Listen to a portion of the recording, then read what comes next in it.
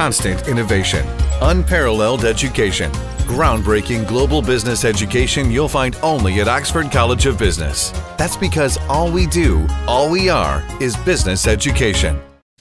In his statement to media, parliamentarian Ravi Karunanayake says he has the right to prove his innocence as there is no one else in the political arena whose character has been subjected to such defamation with the release of the report by the Commission of Inquiry into Bonds. He adds that he has become the target of a planned and brutal political endeavour only because he stood for good governance. The parliamentarian goes on to say that the President's national address on the 3rd of January this year, after receiving the report of the Bond Commission, is the foundation of his special statement today. Although the President stated that the report proposes a case should be filed against him under the Bribery and Corruption Act, Karunanayake says it only mentions to take action against him if and only such an offence was committed. He further says he is not at fault, as mentioned in the 838th page of the report, because it is stated that the Commission accepts it was just and reasonable for the then Finance Minister to wish to bring yield rates down since the former government had maintained it as a principle. Karunanayake in his statement said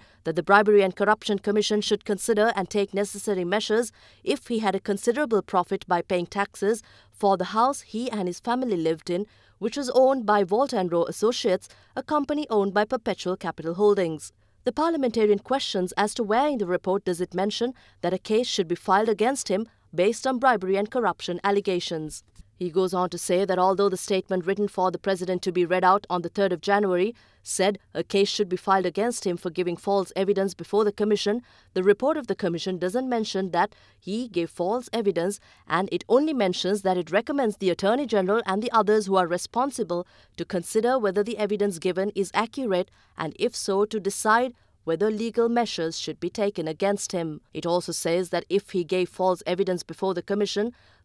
should have initiated legal measures against him under Clause 10 of the Commissions Act at the moment itself. The statement further says, although the 828th page of the report mentions that he was unable to produce any evidence that he repaid Walt & Rowe Associates, Ravi Karunanayake insists that the Commission did not attempt to look into the receipts he provided, thus accusing him afterwards. The parliamentarian in his statement says it is surprising that the report of the Commission doesn't mention the evidence given by the landlady of the house. He concludes the statement by saying he is of the view that those who studied the report and prepared the special statement for the President have changed the facts in a subtle way, and that incorrect facts being mentioned in the statement made by the President should be investigated.